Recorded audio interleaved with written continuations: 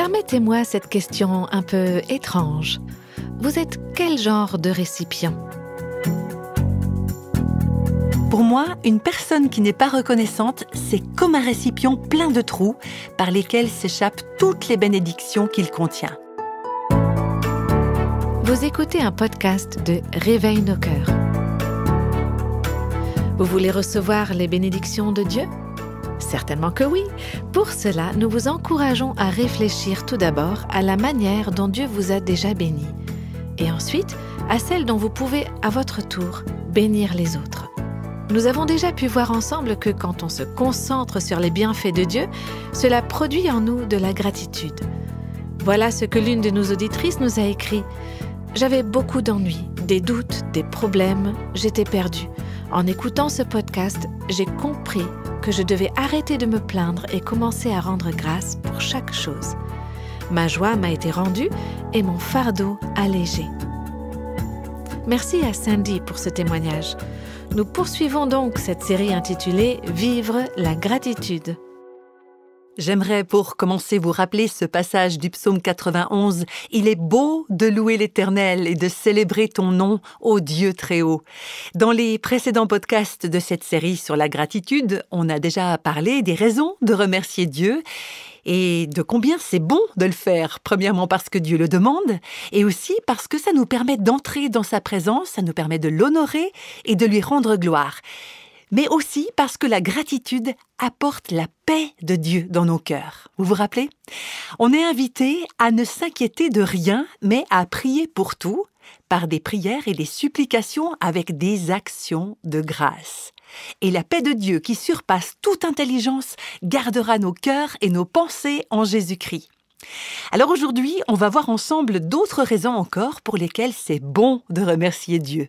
Et en voici une. Notre gratitude est un indicateur de la condition réelle de notre cœur, de notre état spirituel. La reconnaissance démontre la véritable disposition de nos cœurs. Le psaume 140 au verset 13 nous dit que quoi qu'il en soit, les justes célébreront ton nom. Une personne qui célèbre Dieu montre qu'elle a un cœur juste. Et peut-être que vous vous souvenez que j'ai résumé l'Évangile en 3 mots, culpabilité, grâce et gratitude. Et je vous assure, une personne qui sait qu'elle est coupable, qu'elle est indigne et qu'elle mérite la colère de Dieu, est une personne profondément reconnaissante quand elle reconnaît que Dieu a déversé sa grâce sur elle et que dans sa miséricorde, il l'a rendue juste à travers Christ. Cette personne-là, elle sait qu'elle n'a vraiment aucune chance d'être justifiée en dehors de l'œuvre de la croix, de la grâce et de l'amour de Christ. Alors oui, la reconnaissance est un indicateur de ce qu'il y a réellement dans notre cœur. On a vu aussi que c'est une bonne chose de louer Dieu parce que c'est sa volonté. J'écoute beaucoup ce que les gens disent autour de moi, et notamment quand je discute avec des jeunes qui veulent connaître la volonté de Dieu. Alors en général, on s'intéresse à la volonté de Dieu pour savoir si on doit accepter tel ou tel travail, ou alors aller dans telle ou telle université, ou savoir si on peut se marier avec telle personne, ou même choisir telle destination pour les vacances. La volonté de Dieu, on y réfléchit en termes pratiques, pour ce qu'on a à faire et où on doit aller, par exemple. Mais quand on se penche sur les Écritures et qu'on étudie ce que c'est la volonté de Dieu, on découvre que c'est beaucoup plus simple que ce qu'on croit. On peut lire une vérité absolue sur la volonté de Dieu, par exemple dans la première lettre aux Thessaloniciens, chapitre 5, où il est dit « Rendez grâce en toutes choses, car c'est à votre égard la volonté de Dieu en Jésus-Christ. » C'est la volonté de Dieu en Jésus-Christ vous concernant, vous. Je peux vous dire exactement la volonté de Dieu pour vous, et vous pouvez exactement me dire la volonté de Dieu pour moi. C'est que, en toute chose, vous et moi, nous lui rendions grâce. Oui, c'est bon de rendre grâce parce que c'est la volonté de Dieu pour ma vie. Que, en toute chose, pour toute chose, en toute circonstance, en tout temps, je sois quelqu'un de reconnaissant et que je déborde de gratitude. Il est bon aussi de rendre grâce à Dieu parce que être reconnaissant, c'est une preuve de la présence du Saint-Esprit en nous. C'est une évidence de sa présence. Dans Éphésiens, au chapitre 5, il est question d'être rempli du Saint-Esprit et aussi de manifestations concrètes de ce que ça veut dire. Au verset 18, Paul nous dit « Soyez remplis de l'Esprit ». Alors ça, c'est quelque chose qui ne se voit pas. On est bien d'accord, hein? Je ne peux pas, juste en vous regardant, savoir si vous êtes rempli du Saint-Esprit, et vous non plus, vous ne pouvez pas le savoir juste en me regardant. Alors, comment est-ce qu'on peut savoir que nous sommes remplis de l'Esprit Saint? Eh bien, c'est en vérifiant si les éléments qui suivent ce verset existent ou pas dans nos vies. Je lis le verset 20. « À tout moment et pour toute chose, vous remercierez Dieu le Père au nom de notre Seigneur Jésus-Christ. » Si je râle tout le temps, ça signifie que je suis rempli de quelque chose, oui, je suis rempli de moi-même. Je ne peux pas être rempli de l'Esprit Saint et en même temps me plaindre. Donc, c'est une vie de reconnaissance qui prouve que je suis rempli du Saint-Esprit. Alors, une des façons de s'en assurer, c'est donc de s'examiner soi-même et de voir si on est reconnaissant. Est-ce qu'on vit avec une attitude de gratitude? Et si c'est le cas, c'est une preuve, c'est une évidence de la présence du Saint-Esprit en nous. Et une autre bonne raison de remercier Dieu, c'est que les personnes reconnaissantes sont comme Jésus. Quand je me suis plongée dans cette étude sur la gratitude, j'étais très intéressée de constater toutes les fois où dans les évangiles on voit Jésus qui rend grâce. Jésus était quelqu'un de reconnaissant. Et si on désire être comme lui, on est appelé à être reconnaissant. Écoutez ces quelques versets où on voit que Jésus a rendu grâce. Par exemple, dans l'évangile de Luc au chapitre 10, on voit les 70 disciples que Jésus avait envoyés en mission qui viennent de rentrer. Ils sont tout joyeux et étonnés des prodiges qui ont été réalisés durant leur voyage. Ils avaient eu la victoire sur les démons, ils avaient eu un certain pouvoir sur Satan, mais Jésus leur dit de ne pas se réjouir de ça, mais plutôt de leur relation avec Dieu. Et puis il a tourné son regard vers les cieux et il s'est mis à prier. Regardez au verset 21.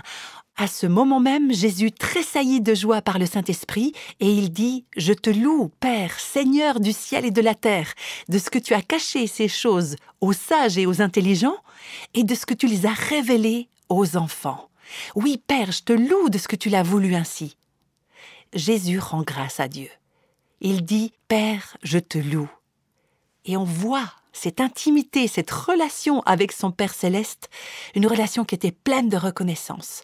Là, il le remerciait parce que Dieu avait révélé qui il est à des personnes toutes simples, comme nous. Jésus était reconnaissant envers Dieu d'avoir révélé à ses disciples qui il était. Et il a pris son temps, il s'est arrêté pour dire « Merci, Père ». Jésus était reconnaissant. Un autre exemple, dans l'évangile de Jean, chapitre 11, on voit Jésus qui est sur la tombe de son ami Lazare, et les Écritures disent, au verset 41, « Ils ôtèrent donc la pierre du tombeau, et Jésus leva les yeux vers le ciel en disant, « Père, je te rends grâce de ce que tu m'as exaucé. Je te remercie parce que tu m'as exaucé. » Et il continue, « Je savais que tu m'exauces toujours. » Et puis, il affirme que Dieu a fait ce miracle pour que le monde sache que Jésus est vraiment celui qui l'a envoyé. Mais avant de faire sa demande, Jésus remercie Dieu.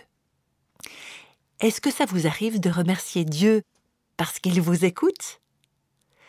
Si on est enfant de Dieu et qu'on prie au nom de Jésus et en vertu de sa justice, si on s'approche de Dieu au travers de Christ, la Bible dit qu'il entend notre demande, qu'il écoute. Et Jésus dit qu'il savait que son Père l'écoute toujours. Je suis sûre que ça vous arrive aussi, d'essayer de joindre une personne par téléphone et cette personne ne répond pas. On rappelle 1 fois, 2 fois, 3 fois. On essaye encore un moment après et cette personne ne répond toujours pas. Eh bien, ce ne sera jamais le cas avec Dieu. Chaque fois qu'on l'appelle, il est là. Il entend, il écoute, il répond, il est toujours présent. Et puis on trouve aussi plusieurs autres passages où Jésus exprime sa gratitude pour la nourriture. Oui, pour le pain quotidien. À la multiplication des pains, par exemple, la multiplication pour les 5000 hommes, dans l'évangile de Jean au chapitre 6, Jésus prit les pains, il les rendit grâce et il les distribua. Et c'est la même chose dans Matthieu au chapitre 15. Il prit les 7 pains et les poissons et après avoir remercié Dieu, il les rompit et les donna à ses disciples qui les distribuèrent à la foule. Pour ma part, je dois confesser que parfois, rendre grâce pour le repas, c'est devenu une sorte de routine pour moi. Et parfois même, j'oublie. Mais pour Jésus, c'était pas une simple routine. C'était un aspect très important pour lui, parce qu'il reconnaissait que toute chose parfaite et bonne viennent d'en haut. Est-ce qu'on remercie toujours Dieu avant de s'approprier quelque chose? Est-ce qu'on remercie Dieu pour les petites choses, pour les choses quotidiennes? Le Seigneur répond pleinement à tous nos besoins. Et c'est d'autant plus important de lui dire « Seigneur, je reconnais que tu es la source de tous ces biens. Je n'aurais rien si tout ne venait pas de toi. » Dans l'évangile de Luc au chapitre 22, on voit Jésus lors de son dernier repas avant de mourir. Il a pris une coupe de vin avant de la donner à ses disciples et qu'est-ce qu'il a fait?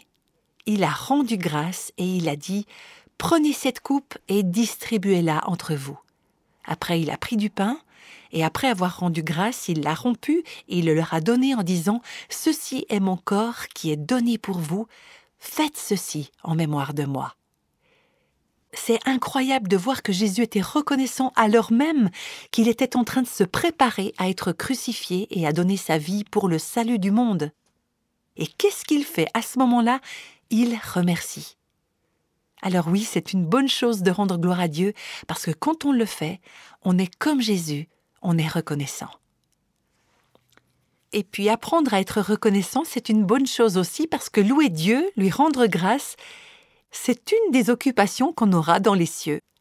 Au chapitre 4 de l'Apocalypse, verset 9, on apprend que les êtres vivants rendent gloire et honneur et action de grâce à celui qui est assis sur le trône, à celui qui vit au siècle des siècles. Ensuite, au chapitre 11, on lit encore les 24 anciens qui étaient assis devant Dieu sur leur trône, tombèrent la face contre terre et adorèrent Dieu en disant « Nous te rendons grâce, Seigneur Dieu Tout-Puissant, qui est, qui était. Nous te rendons grâce d'avoir saisi ta grande puissance et d'avoir établi ton règne. » Qu'est-ce qu'ils font dans les cieux aujourd'hui? Ils rendent grâce à Dieu. Les anges lui rendent grâce, les habitants des cieux lui rendent grâce, et ceux qui sont partis avant nous, comme par exemple mon papa, mon frère David, ou tous nos proches qui sont dans les cieux, rendent grâce à Dieu. Et quand on remercie Dieu, il se passe les deux choses suivantes. On rejoint cette sorte de chorale, de chœur dans les cieux, on chante avec les anges et avec tous ces gens qui nous ont précédés, on s'associe à leur louange et on se prépare pour ce que nous ferons pour l'éternité. Parce que vous voyez, les actions de grâce que nous offrons ici et maintenant sont en fait comme une sorte de grande répétition de ce que nous ferons dans l'éternité. En Afrique de l'Ouest, dans la tribu des Maasai, on a une façon particulière de dire « je vous remercie ». On dit littéralement « ma tête est dans la terre ».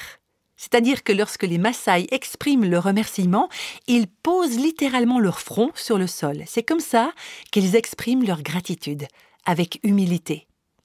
Et on m'a aussi raconté qu'une autre tribu africaine exprime sa gratitude en disant « je m'assieds par terre devant vous ». Et quand quelqu'un d'entre eux veut exprimer sa gratitude à quelqu'un d'autre, il s'assoit devant la hutte de la personne à laquelle il souhaite manifester sa reconnaissance et il reste assis là, en toute humilité, pendant un long moment. Alors nous, on va prendre le temps aujourd'hui d'examiner certaines des caractéristiques d'un cœur reconnaissant en les comparant avec les caractéristiques d'un cœur ingrat. Et la première chose à dire, c'est qu'une personne reconnaissante est une personne humble. L'humilité est la première caractéristique d'une personne reconnaissante. Je te remercie, j'ai la tête dans la terre, je m'assois sur le sol devant toi, en toute humilité. Une personne reconnaissante ne se sent pas digne de recevoir. En fait, le cœur de cette personne exprime « j'ai tellement plus que ce que je mérite ».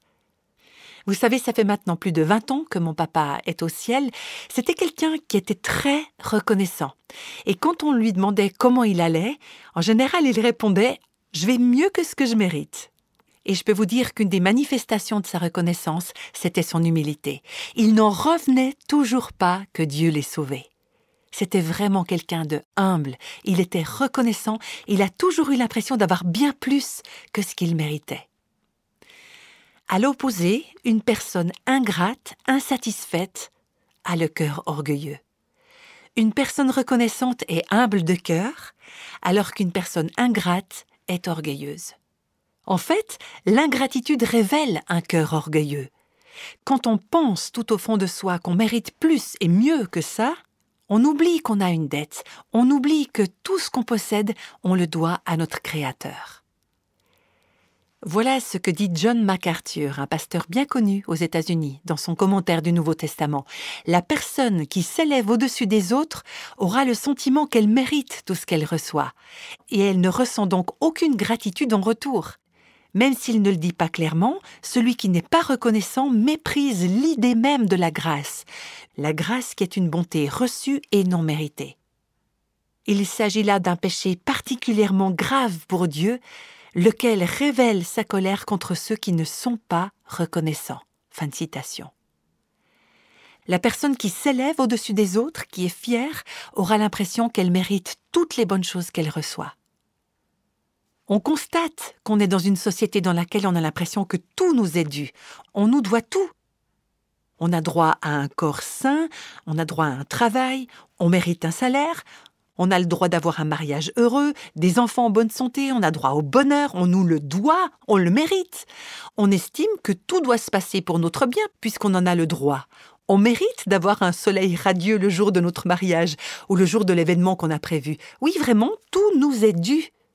Et je crois que cette impression de mériter ces bonnes choses n'est rien de plus qu'une expression de l'orgueil. Alors qu'une personne reconnaissante est humble de cœur. Il y a un autre auteur encore, Henry Ward Beecher, qui a dit « L'orgueil anéantit la gratitude, mais un esprit humble est la bonne terre dans laquelle pousse la reconnaissance. » Un homme fier est rarement un homme reconnaissant parce qu'il pense qu'il n'a jamais tout ce qu'il mérite. Fin de citation. Donc la gratitude révèle une personne humble, tandis que l'ingratitude montre un cœur orgueilleux.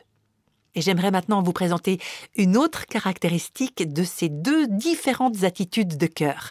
Un cœur reconnaissant est centré sur Dieu et sur les autres, alors qu'un cœur orgueilleux est centré sur lui-même. Une personne reconnaissante a ses pensées tournées vers Dieu et vers les autres, mais une personne au cœur orgueilleux ne pense qu'à elle-même. La tendance des personnes reconnaissantes, c'est de dire merci et de s'intéresser aux autres. Quand j'étais petite, je me souviens de mon père qui nous disait « Quand tu parles aux gens, assure-toi de leur poser des questions sur eux-mêmes et ne parle pas trop de toi. C'est pas ce qu'ils cherchent. » Eh bien, une personne reconnaissante pense aux autres, elle s'intéresse aux autres. Mais les personnes qui ne sont pas satisfaites ont tendance à se centrer sur elles-mêmes et souvent on les entend dire « mes besoins, mes sentiments, mes désirs, mes blessures, ou combien j'ai été maltraitée, j'ai été négligée, j'ai échoué, j'ai été blessée, ou mes parents m'ont fait du tort, etc. » Tout tourne autour d'elles.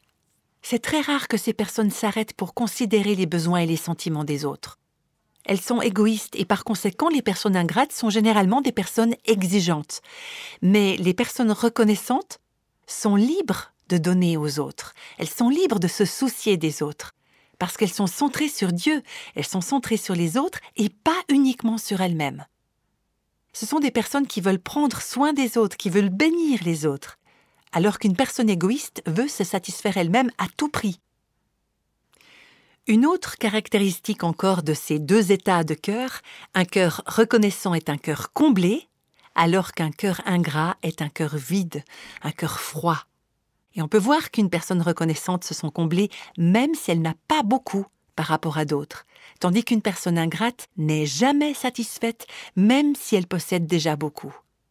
C'est quelqu'un qui passe sa vie rongé par un sentiment de vide. Pour moi, une personne qui n'est pas reconnaissante, c'est comme un récipient plein de trous par lesquels s'échappent toutes les bénédictions qu'il contient.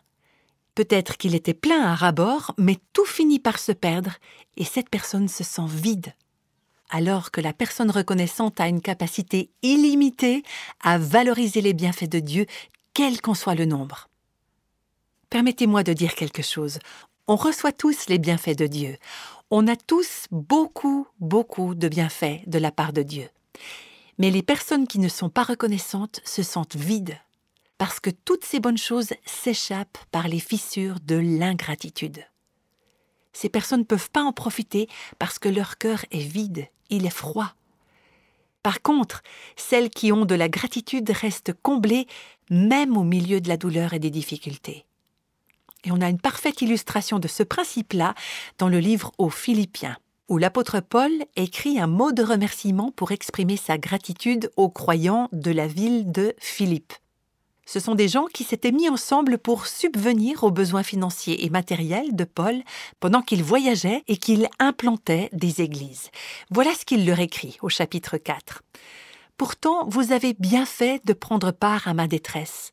Comme vous le savez, dans les premiers temps de mon activité pour la cause de l'Évangile, lorsque j'ai quitté la Macédoine, aucune autre église n'est entrée avec moi dans un échange réciproque de dons matériels et spirituels. Vous seul l'avez fait. Pendant mon séjour à Thessalonique, vous m'avez envoyé par 2 fois des dons pour subvenir à mes besoins. »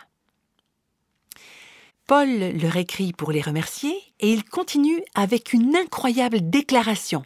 Alors qu'il est enfermé dans une prison romaine au moment où il écrit, avec tout ce que ça implique, il continue sa lettre en disant « J'ai tout reçu et je suis dans l'abondance. » Alors là, mais Paul, mais tu es où? Tu es dans une prison, non? Et tu nous dis « J'ai tout reçu et je suis dans l'abondance. » Et tu remercies les croyants pour le geste qu'ils ont fait. Tu leur dis « J'ai tout ce dont j'ai besoin, j'ai reçu tellement de grâce, je suis comblé. » Comment est-ce que tu fais pour être satisfait dans une telle situation? Moi, je peux vous dire comment je me serais sentie dans la même situation. Moi, je penserais à tout ce que j'ai pas, je penserais au manque de soutien, à tous ces amis aussi qui me manquent, parce que moi, j'ai vraiment tendance à être ingrate. Mais Paul, lui, il est reconnaissant. C'est fou, même dans cette situation où on pourrait penser qu'il lui manque des choses essentielles, lui, il se sentait comblé. Effectivement, la gratitude amène à un sentiment de satisfaction. Qui d'autre qu'une personne reconnaissante pourrait affirmer du fond d'un cachot « J'ai tout reçu, j'ai en abondance, je suis comblé ». Et vous allez voir qu'en plus, Paul avait tellement confiance en la bonté et les bénédictions de Dieu qu'il continue sa lettre en assurant aux Philippiens qu'il y a assez pour eux également. Il leur écrit « Je suis certain que mon Dieu pourvoira à tous vos besoins selon sa richesse avec gloire en Jésus-Christ. » Il est en train de dire non seulement il y a assez pour moi au fond de cette prison, mais il y a également assez pour vous. Si notre cœur est reconnaissant, on peut être comblé malgré la solitude, malgré le deuil, malgré les besoins financiers, malgré les problèmes. Est-ce qu'on est en train de vivre avec cette plénitude, cette satisfaction, ou est-ce qu'on a un vide au fond de nous? Est-ce qu'on serait capable de dire avec Paul « J'ai amplement tout ce qu'il me faut et je suis dans l'abondance, je suis comblé ». En termes de confort, là, Paul, il n'avait vraiment pas tout. Mais je vais vous dire ce qu'il avait. Il avait Christ. Et il nous dit « Si j'ai Christ, j'ai tout ce qu'il me faut ». Ce qui m'amène à nous poser les questions suivantes, à vous et à moi. Est-ce que nous connaissons Christ? Est-ce que nous avons reçu sa grâce? Est-ce que Dieu a déversé en nous une grâce bien plus grande que tous nos péchés? Si oui, alors on a déjà tout. Peut-être que vous avez perdu votre compagnon, peut-être que vous avez perdu un emploi, un ami, une amie, un enfant. Peut-être que vous avez perdu ce que vous aviez de plus cher au monde. Mais si vous avez un cœur reconnaissant, même au milieu des larmes, vous pouvez avoir un sentiment de plénitude. Alors où est-ce qu'on en est avec tout ça? Est-ce qu'on a un cœur reconnaissant ou est-ce qu'on a un cœur ingrat? Est-ce que notre cœur est orgueilleux ou humble? Est-ce qu'il est centré sur Dieu et sur les autres ou est-ce qu'il est juste égocentrique? Est-ce que notre cœur est comblé ou vide? Et je crois que c'est en répondant honnêtement à ces questions qu'on pourra faire le point pour savoir si on vit ou non dans la reconnaissance.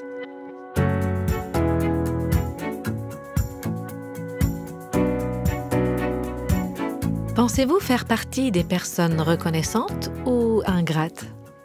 Nous aimerions vous recommander le livre « Choisir la reconnaissance » de Nancy DeMoss Wolgemuth. Il vous aidera à comprendre pourquoi la gratitude est si importante. Ce livre propose des conseils pratiques pour la vie quotidienne et nous vous encourageons à vous en procurer un exemplaire ou alors la version e-book. Est-ce que nous pensons à remercier Dieu quand il répond à nos prières? Dans le prochain podcast, nous verrons à quel point c'est important de le faire. Mais avant de se quitter pour aujourd'hui, on va encore prier ensemble. Seigneur notre Père, donne-nous, s'il te plaît, ce cœur reconnaissant. Aide-nous à montrer de la gratitude. On a tellement de raisons de le faire. Mais Père, on te demande aussi pardon parce que ce péché d'ingratitude, il nous retire une partie de la joie et de la satisfaction qu'on pourrait avoir. Seigneur, emmène-nous, s'il te plaît, à l'humilité et à la repentance, quel que soit notre chemin de vie, et apprends-nous à être reconnaissants. Et je te demande tout cela au nom de notre Seigneur Jésus. Amen.